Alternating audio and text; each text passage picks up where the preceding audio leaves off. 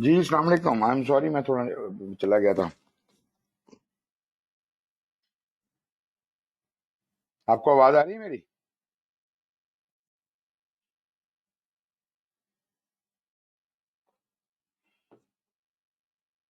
Hello.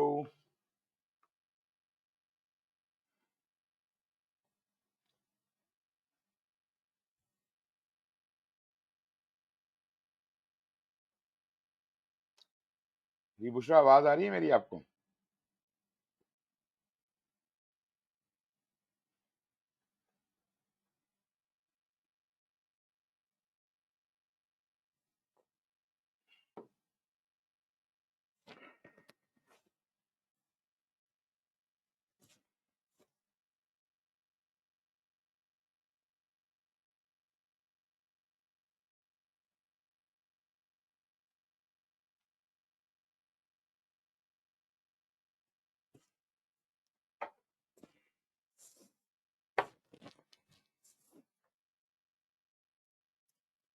जी बुशरा, आवाज आ रही है?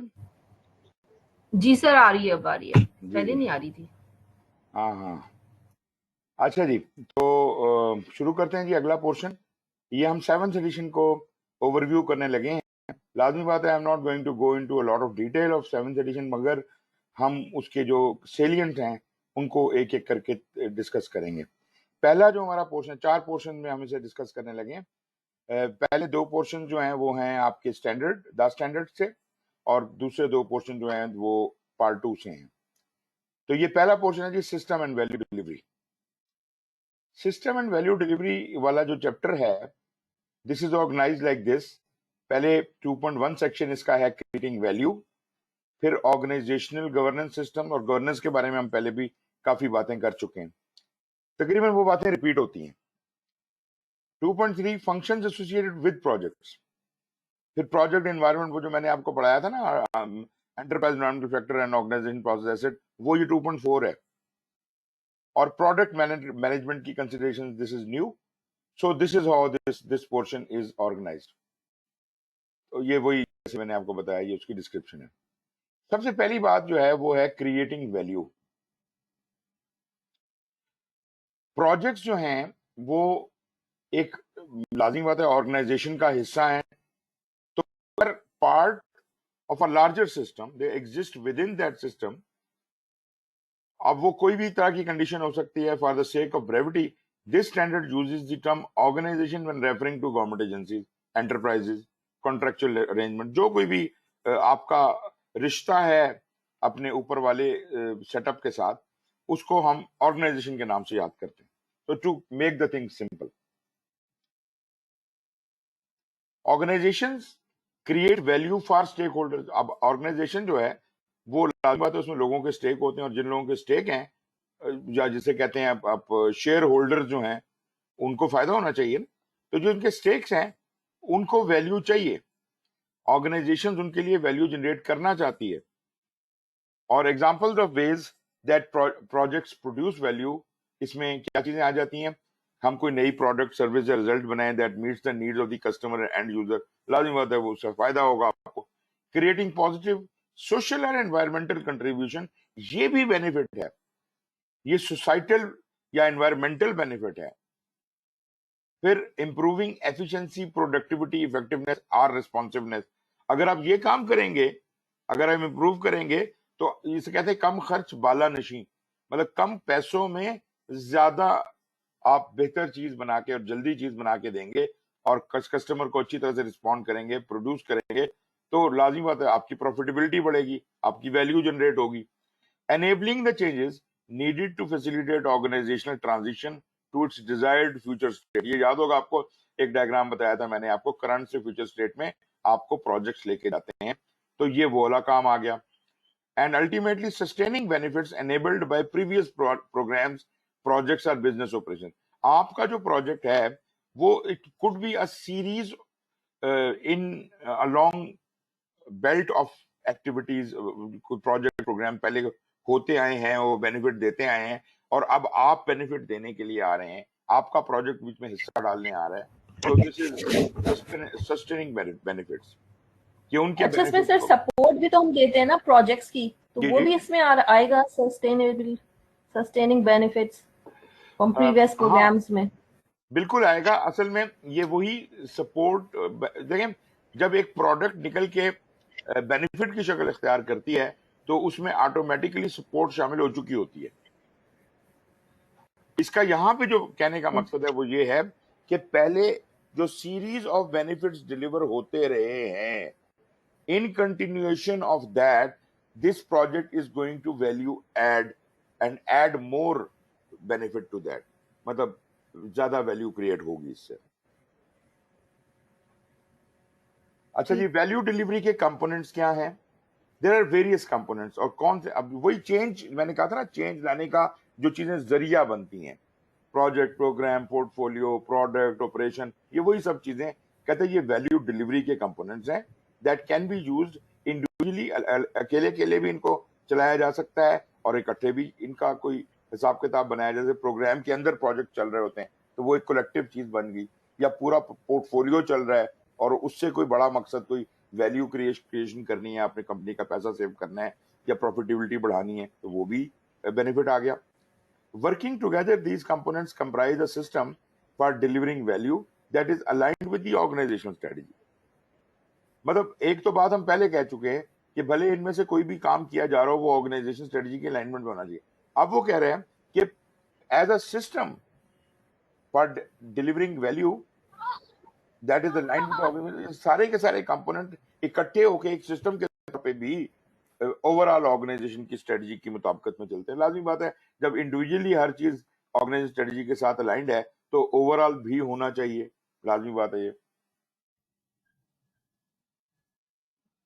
ये वही चीज जो मैं आपको एक डायग्राम पहले दिखा चुका हूँ कि पोर्टफोलियो के अंदर प्रोग्राम और उसके अंदर ये और वो, ये तकरीबन उसका एक रिफाइंड फॉर्म है, a new type of diagram for that. तो इसमें वो सिस्टम डिलीवरी उसने दिखाई कि पोर्टफोलियो के अंदर प्रोग्राम, मतलब ये एक सेट ऑफ चीज बन जाती ना, पोर्टफोलियो के अंदर प्रोग्राम, प्रोग्राम के अंदर प्रोजेक्ट, ये कुछ बेनिफिट डिलीवर कर रहे हैं। एक और पोर्टफोलियो जिसमें कुछ प्रोजेक्ट हैं और कुछ प्रोग्राम है और प्रोग्राम के अंदर बेनिफिट है, वो अपना एक सेट ऑफ डिलीवरी कर रहे हैं, वैल्यू डिलीवरी कर रहे हैं।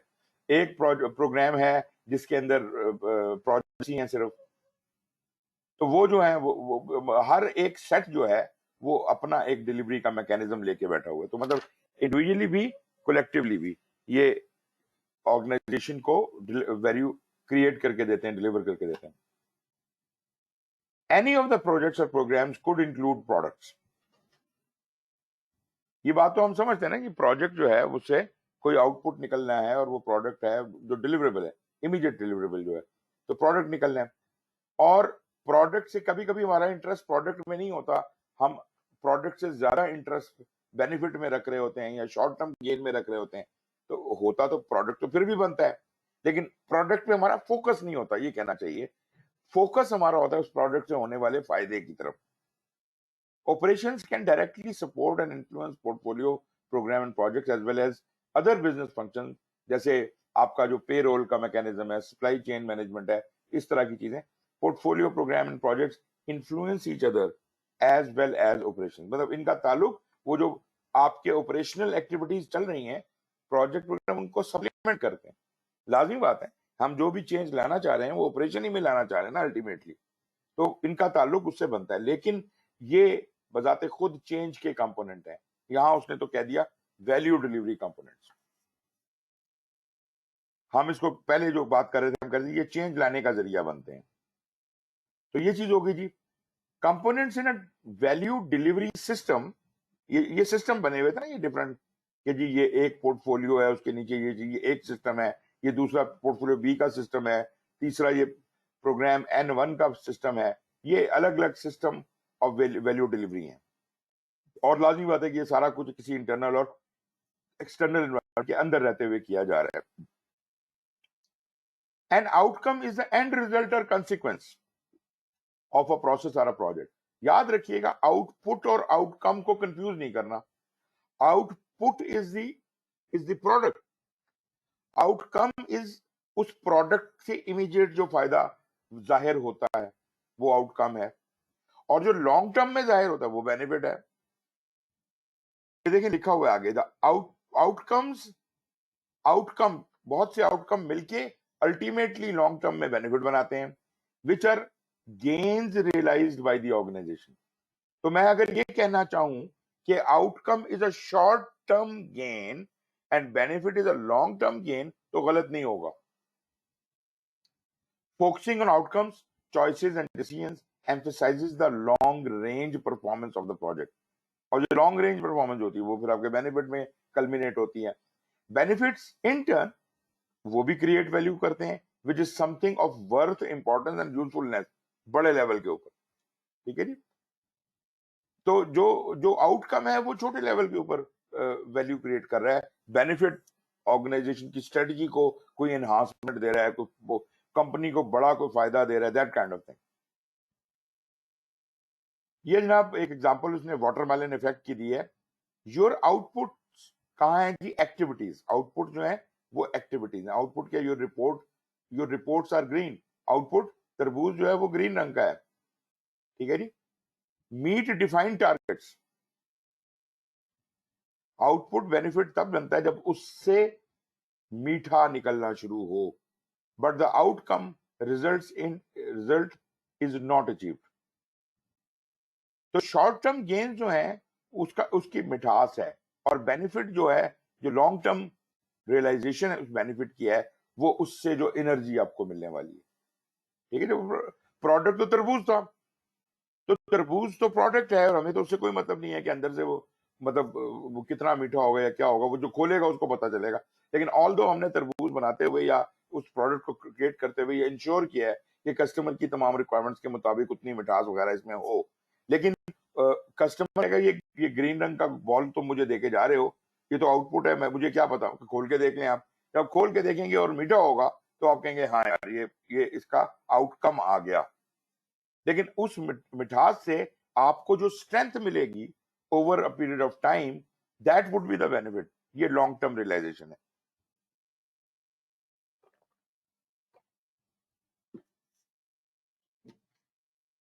जी जनाब।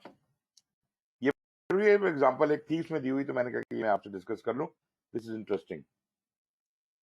तो जी प्रोजेक्ट का जो काम है वो यहां तक होता है, आउटकम तक होता है। आउटकम से आगे फिर बेनिफिट रियलाइजेशन शुरू हो जाती है।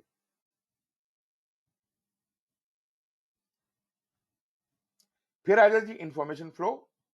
Value delivery system works most effectively when information and feedback are shared consistently. Feedback की मैं पहले भी आपको इंसिस्ट कर चुका हूं कि फीडबैक की बड़ी वैल्यू है।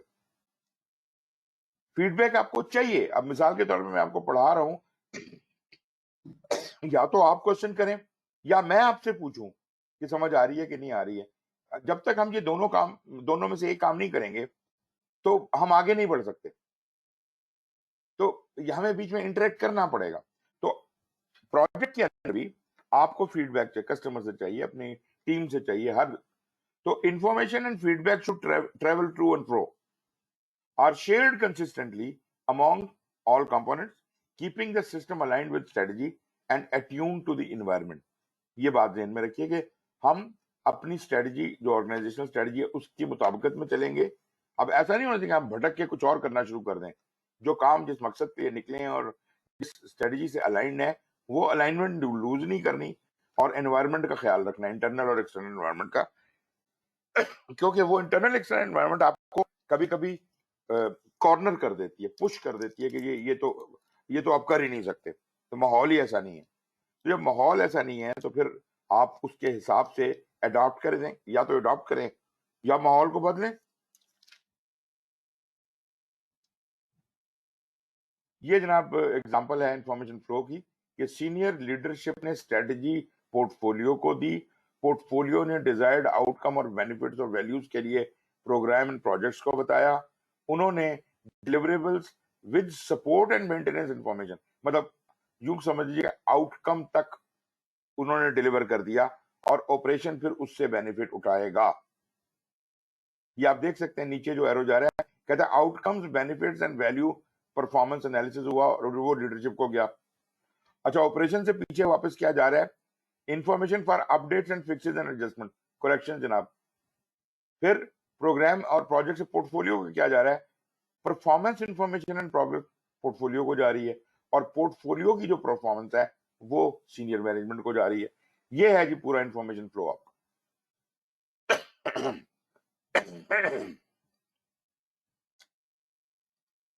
अच्छा जी, अब आ जाइए गवर्नेंस के ऊपर। गवर्नेंस में हम पहले भी काफी सारी बात कर चुके हैं। Governance system works alongside the value delivery system to enable smooth workflows, manage issues and support decision making. हम अब मकसद चेंज हो गया ना, वैल्यू डिलीवरी का मकसद है। वो कहता है गवर्नेंस जो है वो आप उसके साथ लाइन में लेके आए, वैल्यू डिलीवरी भी करे। तो टू एनेबल वैल्यू डिलीवरी आपकी गवर्नेंस में ऐसे वर्कफ्लोज होने चाहिए, मैनेज इशू कर सकें और आपकी डिसीजन मेकिंग को सपोर्ट करें। Governance system provides a framework with functions and processes that guide activities. Governance framework can include elements of oversight, मगर माइक्रो मैनेजमेंट नहीं होती। ये बड़ा ख्याल रखना है कि ओवरसाइट है, ऊपर से देखने वाला अमल है, केपीआईज की हद तक, किसी चीज के अंदर आप नहीं घुसेंगे। कंट्रोल, लेकिन कंट्रोल भी ये वो वाला नहीं है कि प्रोजेक्ट मैनेजमेंट कंट्रोल, जो प्रोजेक्ट मैनेजमेंट के अंदर हम कंट्रोल पढ़ते हैं, ये वो कंट्रोल नहीं है। ये वो सरसरी कंट्रोल है जो कि आप ऊपर से दूर से बैठ के करते हैं। जैसे मैंने कहा कि जी अगर एक सूबे की परफॉर्मेंस ठीक नहीं है तो उसके गवर्नर से पूछा जाएगा या चीफ मिनिस्टर से पूछा जाएगा, वो कंट्रोल है। उसको बेबहार नहीं छोड़ देना, जो मर्जी करे, ये कंट्रोल है। मगर ये है कि आप उसके अंदरूनी मामलात में और प्रोजेक्ट के अंदर घुसने की कोशिश करें तो वो आपसे संभाला नहीं जाएगा, वो माइक्रो मैनेजमेंट हो जाएगी। फिर जनाब वैल्यू असेसमेंट, ये वो केपीआई वाली बात कि आप जो वैल्यू जनरेट हो रही है उसको असेस करें और देखेंगे यार जो डिजायर्ड वैल्यू है उसके करीब करीब है कि नहीं है, और अगर नहीं है तो क्यों नहीं है। इंटीग्रेशन अमॉन्ग्स कंपोनेंट, जो कंपोनेंट्स हैं वो आपस में प्रॉपर्ली जुड़े हुए हैं और हमारे पास डिसीजन मेकिंग की कैपेबिलिटी मौजूद है या नहीं है। ये वो चीजें हैं जो आपका ऑर्गेनाइजेशनल गवर्नेंस का फ्रेमवर्क बनाती हैं। Governance system provide an integrated structure for evaluating changes, issues and risk, क्योंकि सारी पॉलिसीज प्रोसीजर्स उसके अंदर होते हैं, associated with the environment and any component in the value delivery system. इसके अंदर पोर्टफोलियो के ऑब्जेक्टिव भी हैं, प्रोग्राम के बेनिफिट्स भी हैं, डिलीवरेबल्स भी हैं, प्रोड्यूस बाय प्रोडक्ट, ये सब चीजें मिलके आपका गवर्नेंस का मैकेनिज्म जो है वो यील्ड करता है, मतलब उसके लिए एक फ्रेमवर्क या गाइड रेल प्रोवाइड करता है। Project can operate within program और पोर्टफोलियो, और या स्टैंड अलोन भी हो सकते हैं। In some organization PMO might support programs and projects within a portfolio. Project governance include, अब आपको याद होगा जब हम पीएमओ पढ़ रहे थे तो हमने ये कहा था कि one of the responsibilities might be the project governance. तो project governance include defining the authority to approve changes and make other business decisions related to the project. Project governance is aligned with program और organizational governance, ये बात भी मैं आपको पहले बता चुका हूं। फिर people drive project delivery, they do so by fulfilling functions necessary for the project to run effectively and efficiently. लोग आपकी टीम ही करती है ना। Functions related to the project can be fulfilled by one person, by a group of people, or combined into defined roles. क्या function जनाब associate होते हैं project के साथ? Coordinating a collective work effort is extremely important to the success of any project. Coordinated effort होनी चाहिए। Different types of coordination suitable for different context हो सकती है। एक जगह पे एक तरह की कोऑर्डिनेशन ज्यादा सूट करती है, दूसरी सेट ऑफ जॉब्स के लिए और तरह से कोऑर्डिनेट करने की जरूरत है। तो ये ख्याल रखना है कि आप डिफरेंट सिनेरियोज में डिफरेंट तरीकों से कोऑर्डिनेट कर सकते हैं, लेकिन उसका जो तरीकाकार होगा वो फ्रेमवर्क में दिया होगा, governance framework. Some project benefits from decentralised coordination in which project team members self organize and self manage। ऐसा भी होगा कि कुछ बेनिफिट जो हैं वो डिसेंट्रलाइज्ड आ रहे होंगे एक डिपार्टमेंट से दूसरे डिपार्टमेंट से, जबकि उनकी टीमें जो हैं वो सेल्फ सस्टेनिंग होंगी। और जो दूसरे बेनिफिट होंगे वो सेंट्रलाइज्ड कोऑर्डिनेशन होगी कि वो जैसे पीएमओ बैठा हुआ है वो सारे प्रोजेक्ट को कंट्रोल कर रहा है, और कुछ स्टैंडर्ड उनसे आ रहे होंगे। तो ये आपने उस हिसाब से देखना है कि आपको किस तरह से कौन सी कोऑर्डिनेशन कहाँ रिक्वायर्ड है। Some projects with centralized coordination can also benefit from including self-organized project teams for portions of the work. Within a centralized coordination also, you may have self-organized teams, self-organized project teams, जो कि जिस तरह agile का काम होता है. Regardless of how coordination takes place, supportive leadership models and meaningful continuous engagements between project teams and other stakeholders underpin successful outcomes. फिर जनाब, regardless of how projects are coordinated, the collective effort of the project team delivers the outcomes, benefits and ultimately value. यही मैंने बताया ना, output होता है, फिर outcome होती है, फिर बेनिफिट होता है, आखिर में वैल्यू होती है. तो वैल्यू डिलीवरी हमारा टारगेट है और यही हमारा जर्नी है, आउटपुट, आउटकम, बेनिफिट और आखिर में value. The project team may be supported by additional functions depending on the deliverables, industry, organization, other variables. और इसमें जो आगे वो सेक्शन है उनमें इसकी एग्जांपल दी गई हैं. ये उसकी एग्जांपल है, मैं इनकी डिटेल में तो नहीं जाता. क्या क्या है जी फंक्शंस आपके? आपने ओवरसाइट और कोऑर्डिनेशन देनी है, आपने present objectives and feedback, facilitate and support, perform work and contribute insights, apply expertise, provide business direction and insight, provide resource and direction, and maintain governance. ये जनाब आपको गवर्नेंस, ये कुछ करने की कैपेबिलिटी देती है. मतलब आपने इस तरह से नजर रखनी है अपने जो वैल्यू ड्रिवन चीजें हैं उनके ऊपर. In addition to these functions, other functions may be necessary to enable project deliverables that produce the desired outcome. The needs of the project, organization, and environment influence which functions are used on a project and how those functions are carried out. ये आपकी स्वाबदीद है कि आप इनमें से कौन से functions को यूज करते हैं और कैसे यूज करते हैं. फिर वो एक एक की डिस्क्रिप्शन आ जाती है. ये आपकी ओवरसाइट एंड कोऑर्डिनेशन है. People in this function help the project team achieve the project objectives, typically by orchestrating the work of the project. मतलब project provide oversight and coordination, नजर रखना. That's the specifics of how this function is carried out within the project team can vary among organizations, but can include leading the planning, monitoring and controlling activities. वही जो हम आमतौर पे traditionally project manager का role है, ये वो चीज आ जाती है.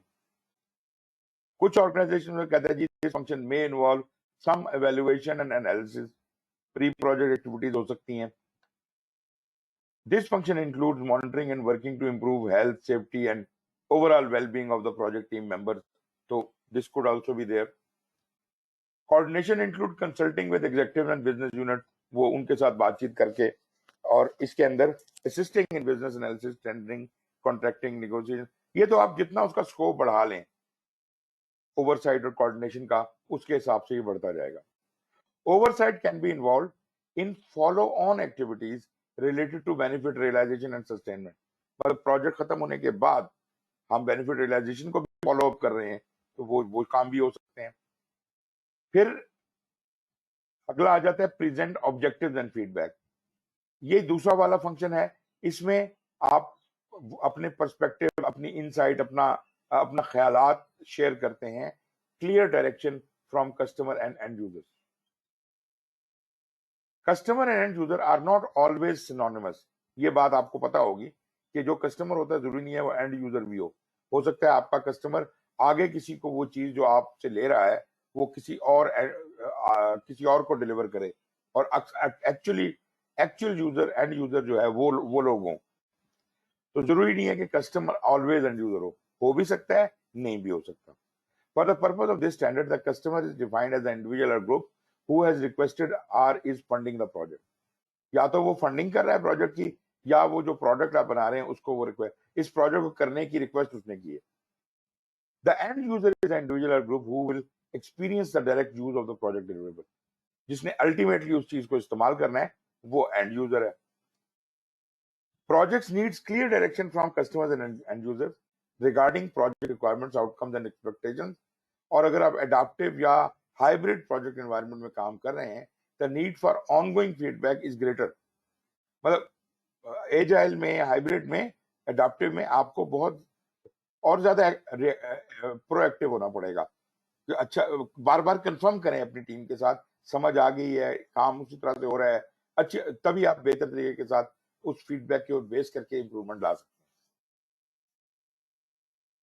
फिर जनाब in some environment customer and end user engages with the project team, कभी कभी वो मिलके भी काम करते हैं आपके साथ, या फॉर दैट मैटर कुछ काम में आप इकट्ठे मिलके करते हैं। In some projects a representative of the customer or client participates in the project team, ऐसा भी होता है। Customer and end user input and feedback needs are determined by the nature of the project and guidance of our direction required. तो अगर customer बीच में involve होता है तो वो अपनी नजर रख रहा है बीच में, और अपनी अपनी इन्वॉल्वमेंट रख रहा है बीच में। तीसरा है जी facilitate and support. Function of facilitation and support may be closely related to providing oversight and coordination.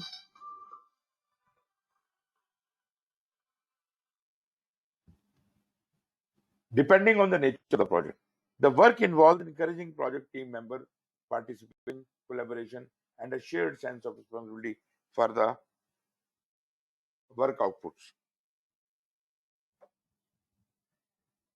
अच्छा जी, facilitation helps the project team create consensus around solution। जो वही servant leadership वाली बात कि मतलब लोगों के मसाइल हल करना, conflict resolve करना, ये facilitation में आ जाता है और support में आ जाता है।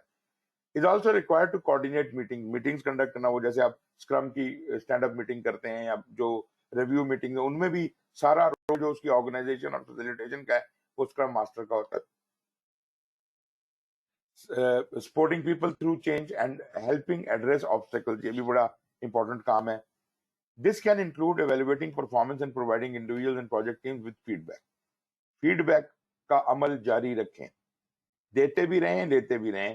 फीडबैक बोथ वेज काम करती है, so you keep learning, adopting and improving. This group of people, ये जो है परफॉर्म वर्क करने वाले और कंट्रीब्यूट टू इंसाइट करने वाले, this group of people provides the knowledge, skills and experience necessary to produce the product and realize the outcome of the project. Work can be full-time or part-time for the duration of the project or for a limited period, and the work can be co-located or virtual. ये सब चीजें environment factors के हवाले से ज़हन में रखें। Some work can be highly special and other can be बिल्कुल normal हो सकता है, can be done by project team members who have broad skill sets.